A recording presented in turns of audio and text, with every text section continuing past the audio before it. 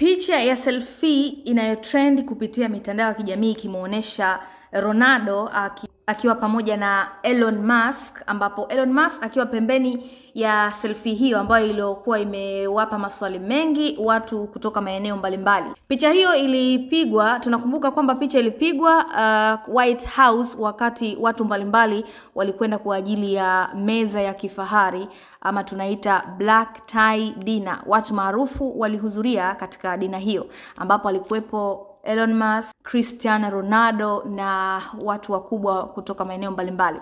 Maswali ni kwamba kwa nini Elon Musk, ama ni kwa namna gani na yeye Elon Musk ana shauku ya kuwa kwenye picha, ya kuwa miongoni mwa watu ambao walionekana katika picha hiyo?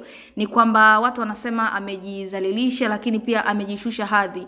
Elon Musk tunajua kwamba ni tajiri wa dunia ambaye anashika nafasi bora duniani kiupande wa Afrika, kiupande wa Amerika, ambapo ameshika nafasi bora ya kumiliki matrilioni ya pesa.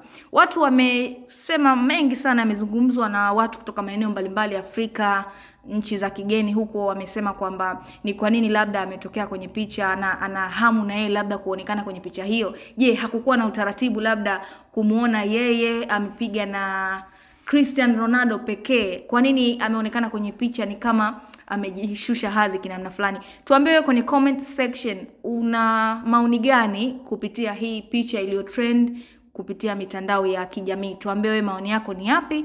Hii ni Zantime. Usisahau subscribe, kulike, kushare